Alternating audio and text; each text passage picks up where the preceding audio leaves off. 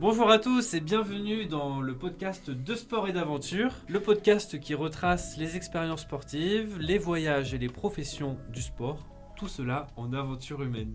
Aujourd'hui, j'ai le plaisir d'accueillir... Non, merci de m'accueillir Augustin. Je crois que c'est moi qui t'accueille. J'ai le plaisir de retrouver Augustin pour nous parler de son aventure en voyage à vélo. Augustin, c'est un ami de longue date, hein.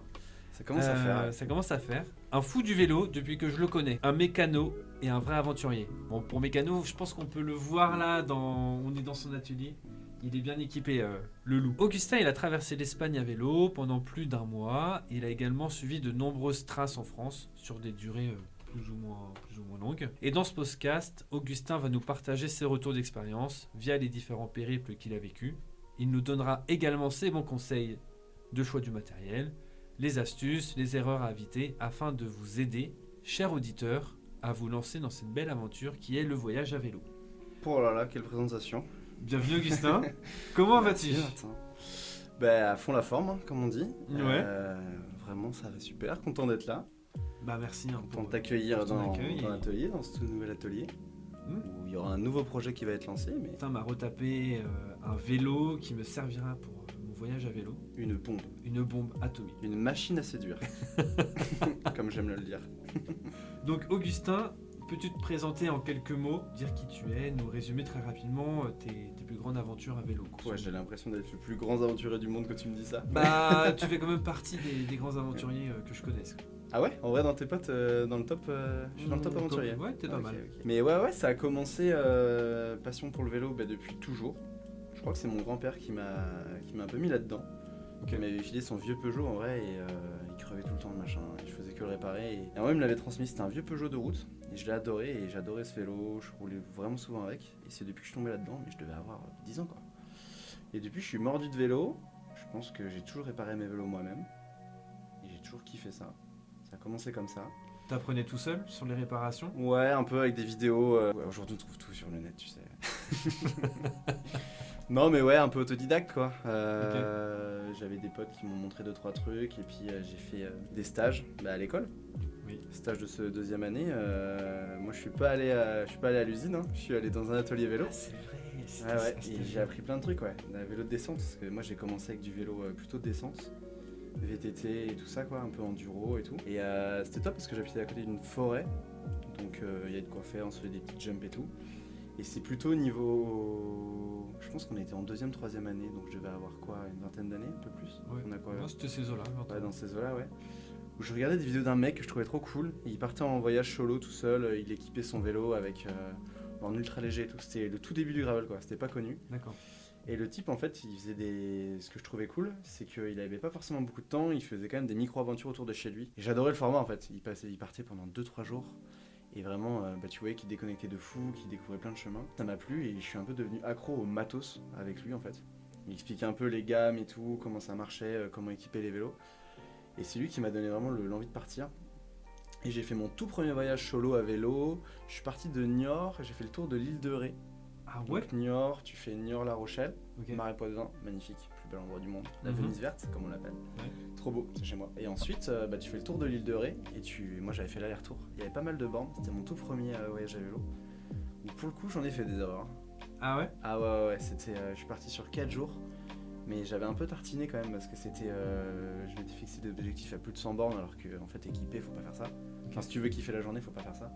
Et au bout du 3e jour j'avais le tendon, mais genre vraiment complètement. Genre j'arrivais plus à poser le pied par terre. Sur le vélo ça allait parce qu'en fait tu te bouges pas trop, mais j'arrivais plus à marcher. Complètement déshydraté, il faisait genre 38. Enfin j'ai une photo, je me vois sur le pont là de l'île de Ré, vraiment il fait 38. Je suis en sueur pas possible et à moitié en train de crever. Mais quel kiff quoi, vraiment j'avais adoré. Et pour l'anecdote, 3e jour, donc tendon en feu, je me pointe chez un pharmacien où je lui dis mais là vraiment je comprends pas quoi, enfin ça va pas du tout, parce qu'il faut que je continue. Et il m'a dit, le mec à peu près notre âge, il m'a dit ah mon gars, si tu continues comme ça c'est simple, ton tendon il peut lâcher.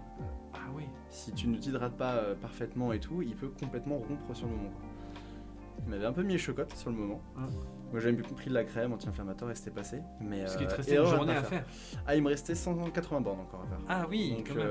le moment où il me dit là tu peux faire une belle connerie, il faut plutôt te calmer. J'ai pas trop été raisonnable, mais ça l'a fait. Depuis je voyage, enfin j'écoute plus mon corps quoi, déjà. Ok. Mais j'avais adoré. Important d'écouter son Vraiment, corps. c'était... Ouais, vraiment. Premier conseil. Et de pas se mettre des objectifs à la con pour ses premiers voyages à vélo quoi. L'objectif c'est d'être vraiment de détente et de s'écouter et pas de se dire on fait plus de 100 bornes quoi qu'il arrive malgré les conditions, malgré comment on se sent. Et tu t'étais fixé ces objectifs-là au début, mais t'arrivais quand même à profiter du moment présent, à regarder les paysages qui défilaient. Ouais, grave, ouais. Bah, c'est aussi un truc qui m'a fait kiffer dans le vélo, c'est que tu prends le temps, quoi. Vraiment, le temps est presque long, en fait, sur le vélo. Ça fait trop bien ça fait vraiment du bien de ralentir. Quand on se pose sur un vélo, tu vas doucement, quoi. À 20 km/h, 20-25 en voyage, quand t'es chargé, bah, t'as le temps de voir ce qui se passe autour de toi, de vraiment parler avec les gens, avec les locaux. Un truc qui est cool aussi, parce que moi j'ai pas mal voyagé solo, c'est que c'est un super moyen de rencontrer des gens que t'aurais jamais rencontré autrement. Enfin, moi, il y a plein de fois où je me suis fait offrir des pains au choc en allant à la boulangerie ou parce qu'ils voyaient que je venais, que j'étais un peu tout essoufflé à vélo et tout. Les gens demandent tout de suite d'où tu viens, ce que tu fais et tout, et ça crée déjà un premier contact et ça c'est cool, ouais. Ça permet des discussions peut-être plus faciles, Ouais. d'être dans ce contexte. Ouais. C'est un peu du small talk au début, mais il y a des gens à qui ça accroche vachement, ouais. Puis il y a ce truc un peu les anciens qui font du vélo, de respect, des jeunes qui s'y mettent et tout. Du coup, il y a pas mal d'anciens à qui j'aurais jamais parlé, qui j'ai rencontré comme ça, quoi. Comment tu décrirais le vélo de voyage à quelqu'un qui ne connaît pas? Pas simple ta question. Déjà, ce qui est cool, c'est que du coup, on s'intéresse autant au trajet qu'à la destination, quoi. Ça, c'est la grosse différence avec la manière de voyager. Où, en fait, fait partie du voyage, quoi. Le bout de périple que tu fais, les petites galères que tu as en chemin, le goût de l'effort, c'est vraiment un truc qui est exceptionnel. Pour donner envie à quelqu'un d'en faire, ouais, je pense que je dirais le fait que tu te sens libre, quoi. Alors vraiment, c'est la liberté. Je pense que c'est le premier truc qui me vient à l'idée, mais c'est qu'en fait, déjà, on a la chance d'être en France et que en vélo, ça se passe plutôt bien, quoi. Il y a quand même pas mal de pistes cyclables où tu peux faire des choses faciles, et puis tu peux faire surtout des aventures à côté de chez toi. Ça, c'est la grosse nouveauté. Donc ouais, je dirais qu'on est vraiment très libre de pouvoir s'arrêter où on a envie. On n'a pas de planning en fait à vélo. Enfin, c'est ça qui est trop cool, quoi. Tu peux le midi être en plein centre-ville et visiter une ville, et le soir être, je sais pas, dans les montagnes ou à la mer, et sans te poser trop de questions. Ça, c'est vraiment... Enfin, c'est chouette de pouvoir switcher, je dirais ça. Qu'est-ce que je pourrais dire d'autre? L'effort quand même. Ouais. C'est bien en termes de sport aussi. Moi, j'avais voyagé avec des gens qui n'étaient pas vraiment sportifs de base, mais comme c'est un effort qui continue et tout, t'as pas l'impression vraiment de te tuer, quoi, comme si tu faisais la course à pied. Donc c'est trop agréable parce qu'en fait, t'as pas l'impression de faire un effort, mais quand tu regardes les calories que tu brûles à la fin de la journée, tu peux te régaler au bar après, quoi. Y a pas de souci pour ça. Même si t'es pas sportif, tu peux te lancer? Ah oui. Ouais. Ah oui, pas de souci. Y a pas de limite. Ah non. C'est super accessible, ça. C'est vrai qu'on en a pas parlé, mais n'importe qui peut s'y mettre, quoi. Il suffit n'importe quel vélo, t'y vas, quoi. On s'en fout en fait. Ouais. C'est ça qui est chouette, quoi. Okay. Et même maintenant, je pense que t'as des vélos électriques, c'est pas mal pour. Ouais, c'est chouette. Pour permettre à des personnes plus en difficulté physique de pouvoir voyager. J'ai fait des petits trips avec des gens qui étaient pas du tout sportifs et qui étaient pas forcément fans de vélo, genre qui se plaignent tout le temps de j'ai mal aux fesses, machin et tout. Et l'élec, c'est un bon remède à tout ça quand même. Ok.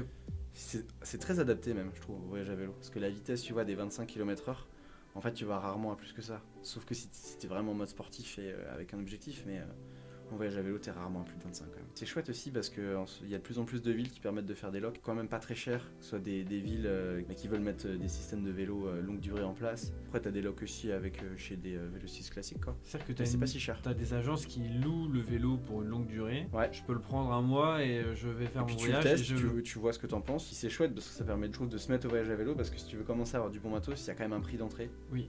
C'est un investissement quand même, enfin ça dépend quel niveau d'exigence tu as envie d'avoir sur le matos et le poids que tu as envie d'avoir. Et ouais, ça peut quand même un petit peu monter, donc c'est chouette aussi, je pense, de louer au début pour se rendre compte de si ça nous plaît, si ça nous plaît pas. Demander du matos à quelqu'un avant d'acheter à tout prix, quoi. Comment tu prépares un voyage? Avant, j'étais très dans un mood de préparation. Tout faire vraiment, planifier les itinéraires à la journée, où est-ce qu'on pourrait s'arrêter le midi, se baigner après, anticiper et tout. Et je pense que c'est pas à faire. Vraiment, maintenant, quand je pars, je fais plus ça. Je suis beaucoup plus détente. Où est-ce que je vais, où est-ce que je dors et tout. Parce que la grosse contrainte, enfin moi je sais que je voyage beaucoup comme ça, je fais du bivouac sauvage. En France, c'est toléré, donc en fait il y a des horaires à respecter et quelques règles, faut pas déranger, quoi. Mais du coup tu peux un peu te poser où tu veux. Mais ça implique du coup que t'as cette notion de timing, de sécurité quand même, il faut faire un peu attention. Ça c'est le seul truc qui rythme un peu la journée quand même. Les repas, l'achat de la nourriture et tout, parce qu'en fait c'est constamment une gestion. Et où je dors, moi je sais que c'est le seul truc où je suis un peu plus regardant parce que j'aime bien... Parce qu'en fait pourquoi aussi j'ai commencé le vélo, c'est parce que tu peux aller partout et tu peux aller dormir dans les endroits où tu serais jamais allé quoi. Ouais. Vraiment c'est complètement fou, dormir dans les endroits, vraiment c'était magnifique et j'aime bien à l'avance, tu vois, me renseigner, de savoir où est-ce que tu peux aller et tout. Donc ouais, il y a ce truc là qui rythme la journée, il y a le coucher du soleil, mine de rien, j'ai fait un voyage par exemple en Italie où j'étais quasiment en automne. 16h30, il y avait le coucher du soleil. Bon, quand tu fais un bivouac, c'est bien d'arriver quand il fait jour. Oui. Tout de suite, ça demande un peu plus de regard. Mais Globalement. globalement. C'est magnifique le paysage là-bas. Ah oui, bah là j'ai vu des paysages, mais laisse tomber quoi. Est-ce que quand tu voyages par exemple en Italie ou en Espagne, donc pays européens, les infrastructures, les contraintes restent les mêmes qu'en France? Ouais, il y a quelques trucs qui rajoutent des petites difficultés. Parce qu'en France, on a la chance de pouvoir. L'eau est potable partout. En Espagne, c'est pas recommandé, tu vois, d'abord. Donc moi, je sais que. Je suis pas trop dans un mood d'acheter des bouteilles tout le temps quand on boit 5 ou 6 par jour, tu vois. Tu vois, par exemple, pour mon trip en Espagne, j'avais pris une Gold filtrante pour ça. Ça marche bien ça? C'est pas que marketing? C'est pas du marketing. non, ça marche bien. Je suis quand même tombé malade une fois en Italie et je pointe du doigt la gourde. Il y a une fois où bon. Je passe les détails. Ça marche vraiment bien, ouais. Okay. Et non, en termes de contraintes, qu'est-ce que j'ai vu d'autre? L'Espagne, ils sont a priori moins tolérants sur le camping sauvage. Moi, j'ai pas eu de soucis avec mon pote et tout, on n'a jamais dérangé ou quoi, mais je sais que j'ai un ami qui a voyagé récemment et qui pourtant en France fait plein de bivouacs sans se poser la question. Et en Espagne, c'était hors de question, quoi. C'était camping tout le temps. Ok. Donc ouais, non franchement moi j'ai pas eu plus de soucis que ça. Et les pistes étaient toujours nickel, les routes? Ouais, souvent pour des longs voyages, en tout cas moi dans ceux que j'ai fait, je ciblais quand même un petit peu, souvent il y a des espèces d'Eurovélo, même si c'est un peu un mythe parce qu'en fait c'est pas des parcours qui sont balisés de A à Z et c'est pas non plus des infrastructures nickel. En fait ça dépend des régions et de où t'es. Et c'est pas du tout un énorme organisme qui te fait une autoroute verte quoi, c'est pas l'idée, ça je l'ai appris d'ailleurs. Sur le moment. En Espagne, je me suis retrouvé sur une autoroute, sur un bord d'autoroute, alors que c'était vraiment l'itinéraire. On s'est dit, ok. Mais globalement, on est bien servi, hein. Que ce soit France, Espagne, Italie. Non, il y a des super sites qui existent pour planifier l'itinéraire. Faut pas se prendre la tête là-dessus. Et non, c'est fastoche. Hein. Okay. Franchement, non, c'est vraiment facile. Avec les téléphones. Ouais. Moi, je sais que j'aime bien un petit peu quand même savoir où je vais, le nombre de kilomètres et tout, et où je dors. Est-ce que ça vaut le coup d'acheter une carte en plus du téléphone pour réussir à bien s'y retrouver Moi, j'ai jamais pris, mais après, vous allez un peu plus loin, donc peut-être que ça vaut le coup. Je sais pas, moi je sais que je suis pas très à l'aise avec une carte papier honnêtement, qu'aujourd'hui il y a des applications qui sont quand même exceptionnelles. Comme quoi? Moi je sais que je voyage avec Komoot.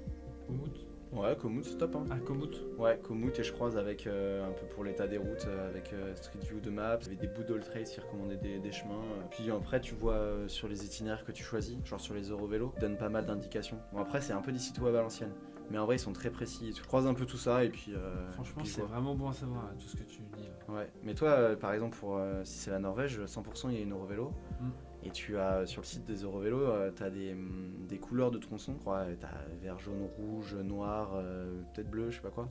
Mais dans l'idée, c'est la qualité des routes que tu vas prendre. Tu as différents critères, genre dans l'idée, le noir c'est l'autoroute que j'ai fait. Le rouge, c'est genre petite route de campagne où tu as quand même des voitures qui circulent, mais c'est pas non plus du 130 quoi. Et tu vois, en fait, le vert, c'est la piste cyclable parfaite, ou genre le chemin de fer réhabilité en piste cyclable. Ça, c'est bien d'avoir. Dans ce cas-là, faut contourner ces lignes rouges, noires qui peuvent être dangereuses. Et souvent t'as pas le choix. Les Eurovélos quand même, même si moi j'ai eu la mauvaise surprise de découvrir qu'en fait tout n'était pas parfaitement balisé et tout, le tracé il est quand même bien fait. Hein.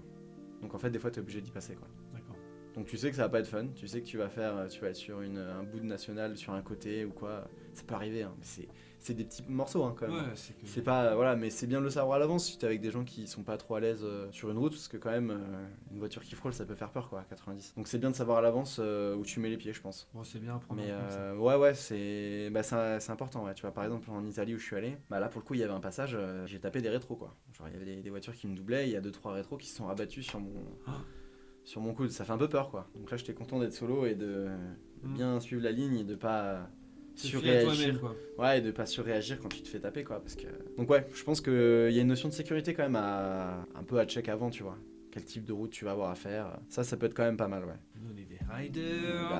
Bah oui, tu fais de la route, tu vois ce que c'est, te faire frôler par une voiture. Oui, c'est jamais agréable. Dans ta préparation de voyage, tu prépares aussi ton matos. Ouais. Et qu'est-ce que tu mets dans tes sacoches, Augustin? Qu'est-ce que je mets dans mes sacoches? Déjà j'ai ma valise. Dans ma valise J'ai 2 setups déjà. J'ai un setup un peu comme ce que tu vas avoir, un peu plus confort, beaucoup moins sportif, très volumineux, avec des sacoches à l'arrière, des petites sacoches à l'avant. Là, l'idée, c'est vraiment être autonome sur plusieurs jours. Le poids, c'est plus, on se pose moins la question. T'as des idées de volume à donner de chaque sacoche pour donner une ordre d'idée à nos auditeurs? Au global, bah, une sacoche à l'arrière, ça fait quoi? T'as de voyage, un peu comme celle que tu viens de prendre, c'est 20-25 litres. Ouais. Donc en fait, c'est comme si déjà tu avais 2 sacs à dos à l'arrière. Donc c'est balèze déjà. Tu vois, voyager avec un sac à dos de 50 litres, quand tu es en montagne, c'est un peu le plus gros qu'on puisse faire, quoi. Et moi, je sais que j'avais voyagé avec 2 sacoches de 25 litres à l'arrière, plus des petites sacoches au milieu. À l'avant, j'avais des sacoches de fourche. Là. T'as 9 litres, donc ouais, au final, j'avais une volumétrie. Faut que je fasse les calculs, mais j'avais quoi, 68 litres, Ouais. 70 avec les petites. 70, ouais, c'est balèze. Hein. Là, je T'avais pouvais aussi vraiment. une sacoche sur le cintre? Ouais, sacoche sur le cintre en plus. Mais là, tu mets les petits snacks et tout. Si on fait le comparatif, donc j'avais soit 70 litres, un peu plus lourd parce que t'as le porte-bagages, t'as tout ça et t'as de la place. Soit les petites sacoches plutôt bikepacking. Tu sais, il y a 2 différences. Là, ce que tu vas faire, en fait, c'est un peu plus du cyclotourisme, un peu de touring. Tu sais, t'es pas là pour aller vite et tout. Donc, ce setup-là, il est pratique parce qu'il te permet de partir avec beaucoup de nourriture. Moi, je sais que j'ai toujours plusieurs repas à l'avance. Beaucoup d'eau aussi. Genre le soir, tu vois, j'avais une espèce de bidon d'eau que tu pouvais mettre sur le vélo pour prendre ta douche. Donc ça, c'est top parce que t'es hyper autonome, hyper libre et tu dépends quand même vachement moins des infrastructures, des gens, de tout ça, des villes. Et mon autre setup un peu plus sportif, là, tu vois, sacoche arrière, c'est quoi? C'est 17 litres. Sacoche du cintre, t'as quoi? T'as 3-4 litres et à l'avant, t'as une dizaine. Enfin, si t'as combiné 40, c'est au max. Là, c'est beaucoup plus réduit, quoi. Tu vois, Donc là, c'est vraiment fait pour borner au maximum. Ouais, là, t'es tu léger, traces. tu traces. T'as 3 slips, tu les comptes. Tous les 3 jours, tu t'arrêtes, tu dois faire un peu de lessive et tout. Alors, avec Tu fais la lessive tous les soirs de ta tenue du jour? Bah presque, hein. Quand Ouais. t'as 3 tenues et qu'il fait vraiment chaud, tu le fais pas tous les jours, mais tous les 2 jours, quoi. Tu mets quoi comme produit lavant? C'est un savon dur? Ouais, moi je pars avec un savon solide, un peu classique. Un type, savon solide, il te sert pour tout. Ouais, je fais tout. Même la dentifrice? Non, quand même pas. Je suis pas un sauvage. Donc la liste est longue que tu dis, est-ce que Ouais, de matos, ouais. Bah après, tu sais, sur ton vélo, tu l'organises différemment, mais souvent t'as un petit coin cuisine, si tu comptes prendre un petit réchaud et tout ça. Donc là, bah, est-ce que tu prends petite popote, des couverts, est-ce que tu commences à prendre des épices, est-ce que tu commences à prendre du sel et poivre? Tu vois, ça dépend de quel Ah niveau de ouais. confort et tout. Bah, pendant Ah un mois ouais. et demi, je peux te dire qu'on était content d'avoir du sel et poivre. Hein, parce Ouais. qu'en fait, au bout d'un moment, ça te saoule en fait de t'arrêter tout le temps dans un. Tu prends beaucoup moins de plaisir à t'arrêter dans un restaurant quand. Enfin, c'est presque une contrainte en fait. Quand t'as plus le choix, c'est un peu relou. Donc, nous, on était content d'avoir de quoi cuisiner, mais tu vois, on avait même une petite planche pour couper. Il y a un pote qui se foutait de moi, mais j'avais même une cuillère pour touiller. Genre dans le truc. Bah en même temps, t'as rien, Ouais. si t'as rien, voilà quoi. Mais donc ouais, la cuisine, ça c'est un peu ce qui diffère beaucoup en fonction Ok. je pense, de la durée. Après t'as tout ce qui va être lié au couchage, comment tu dors. Moi je suis plutôt en gonflable parce que c'est pratique, facile, léger, confort. Type de tente que tu prends, est-ce que tu prends une 2 places même si t'es tout seul pour avoir un peu plus de place pour te poser le soir. Moi je sais qu'il y a une fois je suis parti avec mon PC aussi, tu vois, parce que j'avais des trucs à faire en même temps. Et en plus j'avais mon setup sportif, j'avais dû concevoir une petite protection dans le cadre pour glisser le PC. Ah ouais. Ouais, te laver, bon ça prend pas trop de place en vrai, ça va. Tu prends une seule serviette ou t'en prends deux au cas où? Moi j'en prends qu'une. Qu'une? Bah souvent, moi je suis souvent parti l'été où il faisait plutôt chaud. Microfibre, ça sèche vite, ou alors tu la mets à l'arrière du vélo. Mais c'est vrai que quand t'en prends deux, t'as l'avantage de pouvoir faire essuyer la vaisselle et tout avec un torchon et pas avec l'autre. Il y a débat. Je pense que ça peut être intéressant si t'as la place d'en prendre deux, hein, clairement. Mais bon, il y a la question pour tout quoi. Tout ce que tu prends en trop, tu le payes quoi. Bah, la tenue, ça c'est la grosse question. La tenue. Qu'est-ce que tu prendrais toi? Tu vas prendre quoi par Moi, exemple? qu'est-ce que je prendrais? Ouais, Je c'est pense pas que simple. Hein. je vais partir sur un cuissard avec Bretelles? bretelles, merci. Ouais. Un cuissard sans bretelles. Ouais. 2 t-shirts techniques. Ouais. 2 ou 3 t-shirts techniques et un t-shirt ou 2 t-shirts classiques. Quoi. Ok. une Ouais, poêle. bah c'est ça. Hein. Faut pas Et beaucoup plus. Hein. 3 slips. Ça. 3 ou 4. Ça, ce qu'il faut prendre. Moi, c'est un peu. Je suis parti avec ce type de. Sinon, d'affaires, string, t'es ouais. tranquille. Hein. Non. Non. Peut-être doudoune ou quoi quand même. Je sais pas combien il va faire. Il va peut-être faire froid quand on Ça montera. me paraît un peu light niveau. Puis tu prends un kawaii quand même. Un kawaii, ouais. Ouais. Petit tip s'il pleut beaucoup. C'est bien de. Moi, je sais que j'ai un kawaii qui englobe pas le casque. C'est un peu relou, tu vois. Il y a des kawais qui sont faits exprès. Si jamais tu dois acheter pour, c'est bien de le prévoir. Tu vois, j'avais mon Agréable. kawaii qui est sans capuche. Ouais. Sinon, si je prends une casquette que je mets en dessous. Ça peut le faire aussi, hein. Ça dépend de quelle pluie, du type de pluie tu t'attends et qu'est-ce que sais tu es pas. prêt à prendre dans la tête. Moi, en vrai, j'ai jamais trop roulé sous la pluie. Donc. Ok. Ouais, j'ai toujours eu de la chance, donc je prends un peu le minimum. Et quand tu disais doudoune, c'est les doudounes des commerciaux là? Non, c'est plutôt crevé. Non, mais moi je sais que j'en prends toujours une petite. Tu vois, il y a une petite technique et tout. Technique des 3 couches, tu connais? Non. Tu vois pas? Ce que je rajouterai en plus dans ton setup, c'est. On dit souvent il faut une première couche proche du corps, un peu thermique. Donc ça, l'idéal, c'est soit des lycras un peu chauds, soit. Bah, toi, tu vas quand même partir, il va pas faire froid de fou, mais. C'est les petits sous-vêtements techniques de ski là, il n'y a rien de plus chaud. Oui. Bah, tu prends donc un sous-vêtement proche du corps ou un t-shirt un peu chaud à manches longues, une polaire, histoire que de laisser. Parce que c'est l'air en vrai qui t'isole. Donc tu prends une polaire pas forcément méga proche du corps, et après tu prends la 3e couche, et la dernière du coup, tout ce qui va te protéger du vent et de la pluie. D'accord. Parce qu'en fait, le vent, quand tu t'es dehors, tu te rends compte que c'est pas ton ami. C'est bien d'avoir un kawaii. Tu vois, tu disais partir avec un kawaii sans capuche. Moi, je sais que il y avait beaucoup de vent, et le bruit, t'en peux plus au bout d'un moment. Du coup, c'est pas mal d'avoir la capuche. Moi, je sais que je pouvais la fermer intégralement. Quand il y a vraiment beaucoup de vent, j'étais content de l'avoir, tu vois. Ok. Ou même le soir, pour te poser, t'as pas ce bourdonnement quoi, que t'as à vélo, que tu connais dans les oreilles. Et on en a pas parlé, en plus des vêtements, c'est tout ce qui va être plutôt technique aussi. Tu vas avoir une petite trousse technique, et là, il faut pas se louper. Parce qu'il faut quand même prendre le strict nécessaire, mais c'est très vite lourd quoi. Le matos vélo, faut faire le bon choix quoi. Quelle clé tu prends et tout. Tu mettrais quoi dedans? Moi je sais que je prends toujours 2 chambres à air d'avance. 2 chambres à air d'avance? D'avance, ouais. Si tu crèves, faut absolument que tu ailles en prendre une. Tu vois, une fois j'ai une double crevaison. Il suffit que tu pinces la première, ouais. Il suffit que tu remontes mal ton pneu, tu pinces la première, tu vois. Tu te retrouves comme un con quoi, au milieu de nulle part et tout, et là t'es en bloqué. Là on part à 4, on a pris 3 chambres à air.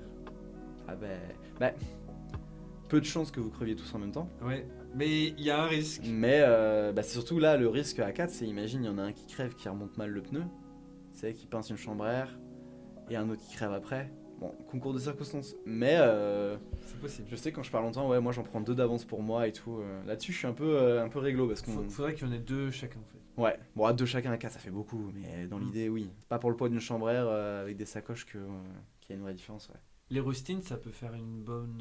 Ouais, moi j'en prends quand même 2-3 de rab, ouais. D'accord. On sait jamais. T'as un peu la flemme. Quand t'as une grosse journée de vélo dans les pattes, t'as un peu la flemme de chercher le trou. Tu sais, il faut de l'eau. Faut que tu trouves un lavoir. Je l'ai fait, hein. Moi j'ai réparé un matelas avec des rustines, j'étais content d'en avoir. Ouais. En matelas, t'es obligé. Mais bon, vu le prix d'une chambre à air et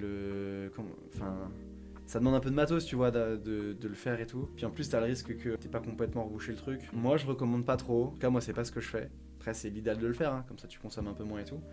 Je pense que si t'es en détente et tout et que t'as le temps, ouais, c'est mieux, ouais. Okay. Puis vu la place que ça prend, vaut mieux en avoir 2-3. Après, je prends multi-tool classique, dérive chaîne.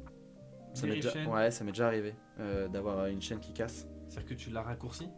Non, j'avais prévu pareil, 2 petits maillons d'avance pour la mettre à la bonne taille. Bon, après, tu peux la raccourcir le temps de. Mais c'est plus que j'aime bien l'idée de j'ai vraiment tout ce qu'il faut quoi. Oui. Je sais qu'une fois, je suis parti avec un pneu en rab. Je suis parti avec un pneu qui était un peu moyen, tu vois. Et j'ai pris un pneu tout léger, un pneu vraiment pas ouf, tu vois. Et au final, j'ai mis. Je me suis pris une sorte de pierre un peu type silex. Et j'avais tranché le pneu et j'étais bien content de l'avoir, tu vois. Donc ouais, qu'est-ce que je prends d'autre? Toujours un petit peu d'huile quand même, dans un petit bidon quand même pour la chaîne.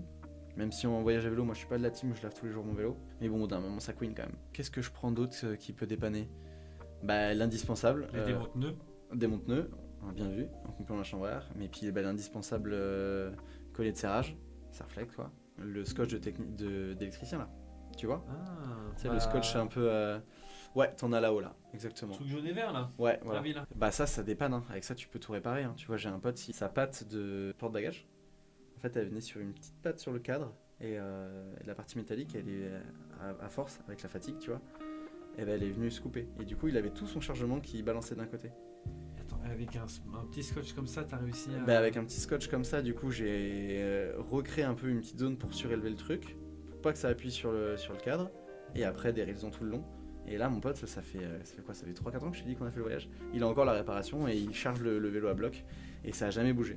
Okay. Alors que du coup, le truc tient avec des raisons, quoi. Et puis des fois, il a un chargement à 50 kg, quoi. Tu te débrouilles, quoi. Ah ouais, c'est de la débrouille. Hein. Par contre, ouais, ça c'est bien. C'est vrai qu'on l'a pas dit, mais c'est bien avec les gens avec qui tu pars quand même d'en avoir un qui est un peu bricoleur. Ouais. Ou qui sait au moins faire le minimum, tu vois. Que c'est vrai que tu peux quand même te retrouver dans la panade. Ouais, mais bon, c'est ça qui crée les anecdotes aussi, quoi. Mais ouais, je pense que c'est bien quand même de faire un petit tuto avant avec quelqu'un qui s'y connaît. Parce que souvent, les gens qui partent un peu à l'arrache, ils partent souvent à l'arrache, tu vois. Tu peux avoir des petites douleurs quand même, du genou, des trucs pas bien réglés, mal au dos. Donc ouais, ça c'est bien, ouais. Sur la partie technique. Multitool, ouais. classique avec des clés à laine et tout. C'est bien d'avoir un coupe-coupe aussi. Moi, je prends pas une pince coupante, mais je prends quand même un bon couteau, tu vois, pour couper les serflex. Mais c'est un peu mon couteau de cuisine. Hein. Et après, je crois que c'est tout. Ouais, mais c'est pas tant que ça. Hein. Non. Je mets tout dans un petit bidon, tu vois. J'ai un petit bidon exprès, petit bidon juste là-haut, rien. Le bidon là-haut, là, tu vois. Le bidon noir. Ouais, bidon noir, je cale tout dedans. Et là, il y a tout le matos. Tout rentre dedans. Tout rentre dedans, ouais. C'est fou. Là, tu mets ce qu'il faut, ouais. Ça prend tellement de trucs. Ah ouais, tu savais pas tout ça? Ah bah j'avais certains éléments, tu vois, mais en fait tu viens compléter. Et bah t'hésites pas, hein. Ouais. Bon, après, il y a 1000 vidéos. Hein. Ouais. Puis tout le monde, en fait, a son chargement différent, quoi. Et à quoi elle ressemble une journée type? T'en as déjà un petit peu parlé, mais. Ouais, journée type solo ou journée type avec quand t'es accompagné? Bah, les deux. Après, ça se ressemble un peu. Mais les journées sont quand même différentes. Ouais, en fonction si t'es tout seul ou si t'es. Okay. Je vais commencer celle avec des potes, parce que c'est quand même un peu plus peut-être fun au quotidien. Du coup, bah, le matin, tu te réveilles, tu remballes tes affaires dans ta tente. Souvent, tu roules un peu tôt le matin, c'est cool parce que le matin, il n'y a pas trop les voitures. Il fait plus frais. Je sais pas, enfin, moi, je préfère le matin à vélo. Je sais pas, il y a un truc de. Il fait frais, t'es trop content. Le meilleur moment, c'est quand tu mets sur le vélo. Parce que ça prend un petit temps quand même de ranger les affaires. Tu vois, au max, le temps de tour entre le réveil et le moment où tu ranges toutes tes affaires et t'es sur le vélo, moi, je mets minimum 40 minutes, quoi. Ouais, c'est un peu long quand même. Bah, en trekking. Ouais, bah pareil. Ouais. Parce qu'il faut tout repacker et tout. Bah pareil, là, il y a la question aussi du setup que tu prends. Tu vois, les 40 minutes que je parlais là, c'est avec le setup sportif. Parce que tout est millimétré, il faut tout bien ranger et tout. S'il a plu, c'est une galère. Ça, pareil, je recommande vraiment de tester ton matos. Il y a des trucs qu'on pense pas. Mais faut que tu testes ton matos. De le monter déjà avant, évidemment, de ne pas le découvrir sur le moment, ça paraît évident. Mais ce qui paraît beaucoup moins évident, c'est de le monter par des conditions extrêmes. Ça m'est déjà arrivé de devoir monter ma tente alors qu'il pleuvait déjà. Ok. Et ben tu te sens bien con quand t'as une tente et que tu dois d'abord monter l'intérieur avec la moustiquaire et tout, et qu'il pleut de fou, et que tu mets la protection imperméable après. Et ben c'est bien de savoir combien de temps tu mets parce que en fait sinon tu te retrouves avec les affaires trempées, quoi. Ouais. Tu vois ce que je veux dire? Ça c'est bon à savoir. Et pour revenir à la question de base qui était journée type, le matin c'est souvent tu ranges tes affaires, tout ce qui est gonflable, tu mets dans les sacoches.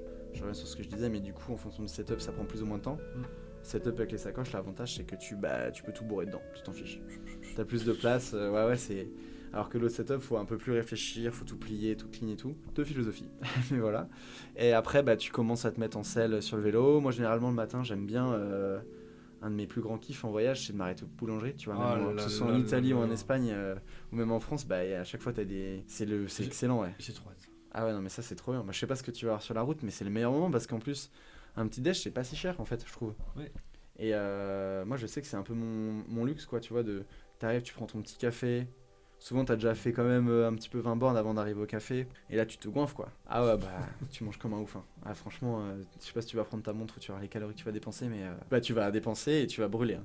Moi, à chaque fois, j'ai beaucoup perdu, ouais. En kilos. Okay. Vraiment, ouais. Mais donc, le matin après, moi, souvent, je fais une petite pause petit-déj. Moi, je recommande de faire les plus grosses distances le matin. Ok.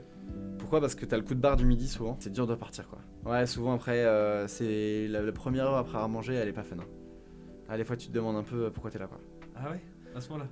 Ah, il y a des fois, on avait fait un petit peu les cons, tu vois, tu prends des bières à midi, tu manges comme un fou. Quand tu repars plein cagnard sur le vélo chargé et que t'as une côte qui t'attend juste après à manger avec une bière, il y a mon pote qui s'est bien foutu de ma gueule, ouais. Il y a une fois, je faisais pas le fier. Hein. J'avais un peu la langue qui sortait, tu vois. Ah oui, ok. Puis après, pour finir, du coup, moi je roule donc plus le matin, un petit peu l'après-midi, et j'aime bien arriver quand je bivouac plutôt tôt sur le spot pour pouvoir profiter. Ou même la journée, s'arrêter à des endroits de baignade. J'aime bien quand même quand tu voyages dans une ville, prendre quand même quelques heures pour faire le tour, tu vois.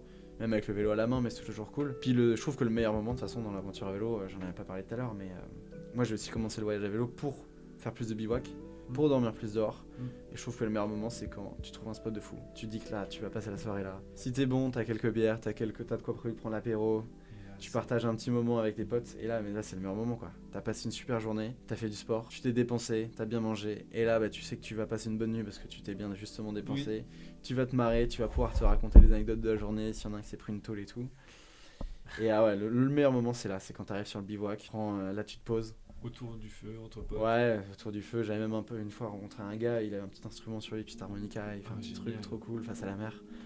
Trop bien, j'ai rencontré un Allemand, tu vois, qui avait acheté une bouteille de vin à partager. Meilleur moment. Après, tu montes ta tente et tout, ça aussi, c'est un moment cool. Puis là, le soleil se couche et tout, tu vas te coucher, c'est exceptionnel. Hein. Ouais. Vraiment, puis tu te mets dans ta tente, tu t'écroules. Tu te fais réveiller par les animaux des fois?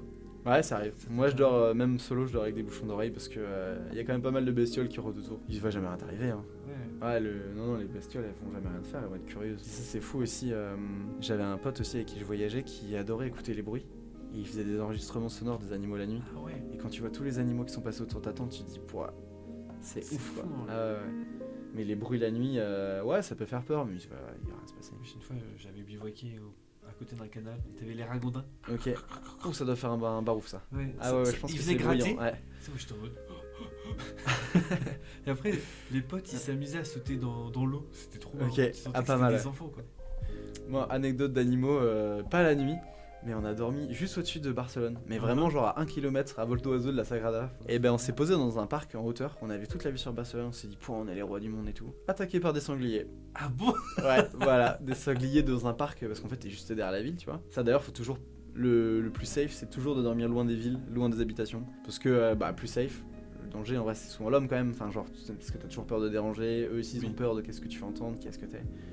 Donc, petit reco, les forêts, c'est bien. C'est bien. En Espagne, ouais, il y a des chiens partout. Ok. Et ça peut surprendre. Moi, je suis pas à l'aise avec les chiens, donc je flippe un peu, je prends mes précautions. J'ai un pote qui voyage avec des bombes au poivre, tu vois, pour les chiens. Je me dis, ça prend pas beaucoup de place, Ça on peut, sait jamais. Rassurer des gens. Mais ouais, bon, après, là, je te raconte que des anecdotes, mais les animaux, ouais, c'est exceptionnel. Tu vois, il y a une fois, moi, j'ai dormi dans un champ tout seul. Il y a un renard, c'était un peu, il faisait canicule et tout. Il avait super soif. Il est venu devant moi, quoi. Genre vraiment. Pour boire. Ouais, pour boire, ouais. Je lui ai mis un petit peu d'eau dans un truc et il a vraiment bu. Il était. Ouais, il flippait, hein, mais Ouais. il avait tellement soif qu'il est venu, mais genre j'ai vu un renard à 1 mètre quoi, il était devant moi, c'était comme un chien quoi. Ouais. Donc ouais, je pense que tu T'es vas en proche voir. de la nature. Ah bah tu passes tes journées dedans, Tu l'as t'es vu. loin des villes, c'est là que tu te rends compte qu'en fait ça vit quoi. Qu'est-ce que le voyage à vélo t'a appris sur toi-même? Bah là, je pourrais te parler du voyage à vélo que j'ai fait solo pour le coup, Mhm. en Italie. Je voulais partir tout seul parce que dans ma vie je me suis jamais ennuyé. Mhm.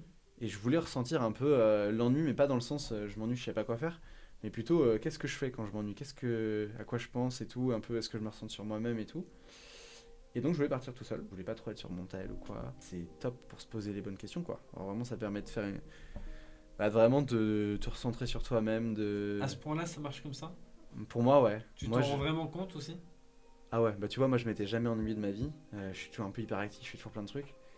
Et là, mais en fait, c'est top parce que t'as que ta gestion matérielle de choses à faire, mais t'as aucun problème en fait. T'es tellement libre que t'as aucun problème. Et du coup, bah, t'as du temps pour te poser des questions sur le vélo. Quand tu te poses au bivouac et que t'as un paysage magnifique devant toi, bah tu contemples, mais en même temps, tu réfléchis à plein de trucs. Et moi, je sais que ça m'a fait beaucoup de bien, ouais, tu vois, Ok. de penser à tout ça. Ouais, je recommande aux gens de partir solo. C'est un bon moyen de. Bah, t'es pas trop longtemps tout seul parce que tu fais quelque chose, mais t'as des moments quand même pour te poser, un peu réfléchir. Tu vois, moi, je voulais apprendre à jouer aux échecs. J'ai appris à jouer comme ça. Je voulais me remettre à la lecture parce que j'arrivais pas à trouver le temps et je trouvais toujours une excuse pour pas lire. À rencontrer des gens aussi, aller vers les autres. Des fois, t'es un peu en galère, t'as besoin des gens. Qu'est-ce que ça m'a appris d'autre?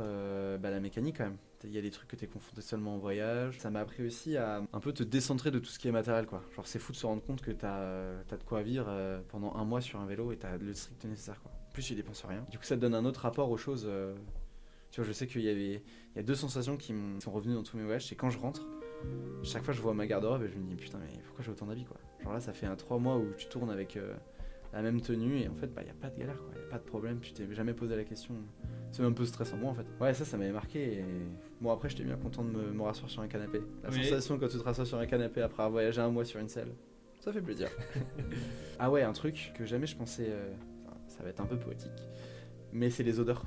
J'ai jamais prêté attention aux odeurs dans les endroits où je vais ou quoi. Bon après j'ai eu la chance d'aller dans des endroits de fou, tu vois, dans le sud de la France, quand t'arrives dans un village et il y a des fleurs partout, Ah là là. les odeurs de lavande quand t'arrives, les odeurs de nourriture, quand tu vas dans des pays différents, ah ouais ça c'est ouf, c'est un truc que j'ai jamais fait attention tu vois. Les odeurs d'une ville, les odeurs des endroits, les odeurs d'une forêt tu vois. Et j'avais jamais prêté attention à ça. Je pense qu'il faut vraiment prendre le temps de s'ennuyer, de se retrouver, le mot ennui un peu péjoratif, parce que c'est pas ça tu vois, c'est vraiment de contempler. Contempler en fait. C'est ça, Mais ouais. quand tu vas faire du sport, tu cours ou quoi, tu prends pas le temps quoi. Et là, non, d'être vraiment dans l'environnement, ouais, c'est complètement fou quoi. Tu fais attention à tout. Ok. Ouais, vraiment, ces odeurs, c'est un truc qui m'a marqué et qui revient tout le temps dans les voyages à vélo. Que je suis content de sentir des odeurs différentes en fonction d'où tu vas, que ce soit des odeurs mais créées par l'homme ou Et tu les naturelles. retiens les odeurs? Ouais, il y en a quelques-unes qui m'ont vraiment tellement marqué que je les retiens. Ouais. Bah là, tu vas C'est voir, très là, ça va agréable. être encore plus. Parce que en fait, moi, j'ai l'impression que du coup, comme tu sens plus des odeurs fortes tout le temps, bah, t'es beaucoup plus sensible quand tu voyages à vélo à ces trucs-là quoi. Comme toi, tu pars sur une durée longue et que t'es très dans la nature, je pense que tu vas avoir le. Mais ce qui va être sympa aussi, c'est qu'on va Un sentir sentiment les possible. odeurs selon les pays. Ouais, il y a moyen. Est-ce que toi, tu vas traverser? Là, on va faire.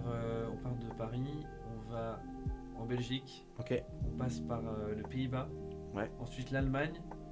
C'est en Allemagne où il y a très peu de voies cyclables. Ouais, je connais pas comment ça fait là-bas. Allemagne, Danemark, on va traverser. Je crois que c'est l'Allemagne. Ça me paraît intense, hein, dit comme ça. Ouais. Mais au final, ça va être très rapide. Ok. En 3 semaines, on va faire tout ça. Là, je me rends pas compte des distances là-haut, mais j'ai l'impression que dit comme ça, c'est loin, quoi. Ouais. Après, Suède et ensuite Norvège. Et Ok. on s'arrête à Oslo. Et quand tu dis et ensuite, c'est vous prenez la. En fait, on va La prendre petite le, botte, quoi. Enfin, on va là-haut. prendre le bateau entre Danemark et. Ah la oui, Suède. voilà, ok, Et ouais. ensuite, on va rattraper Suède.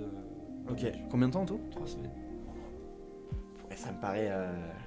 Oui. Vous avez gazé, hein. Pouah. Ouais, pareil, vous mettez pas trop de stress avec des objectifs de fou, quoi. C'est bien de prévoir des plans B aussi.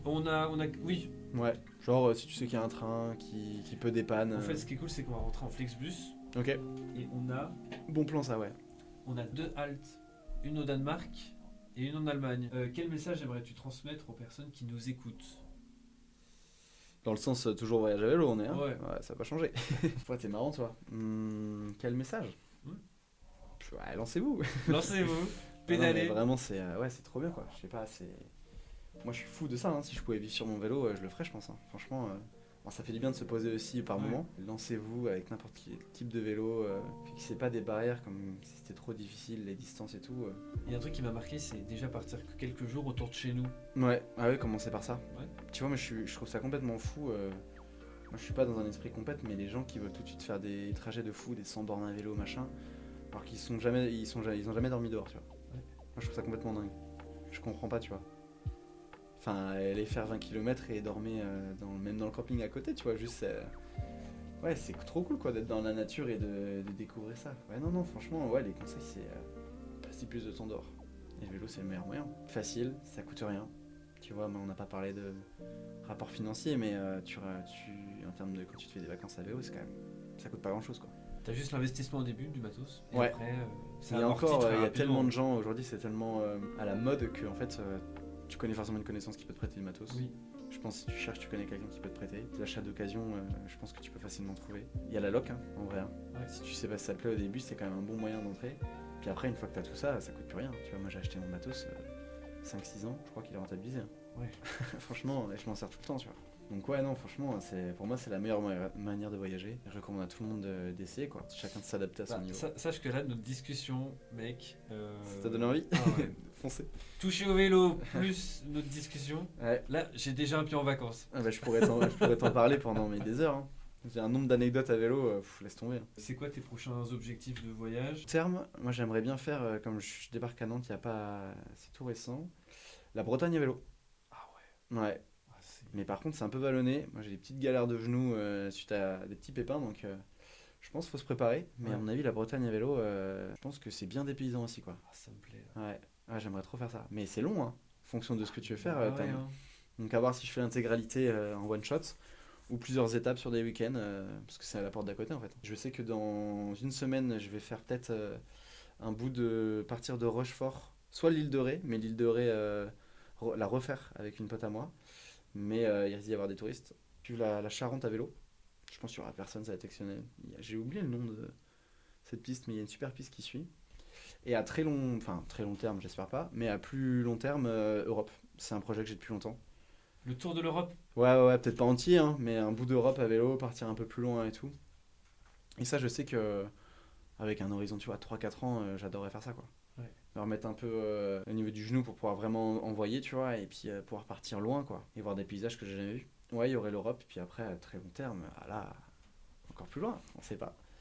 Mais ouais, pour le moment, j'ai ça en tête, et puis bah, après, à voir quand est-ce que ce sera possible, quoi. Ok. Mais j'ai ça sous le coude. Augustin, je voulais t'envoyer 1000 merci, te remercier pour ton temps, Avec pour le plaisir, vélo man. que tu m'as retapé. Tu vas kiffer dessus. Oui.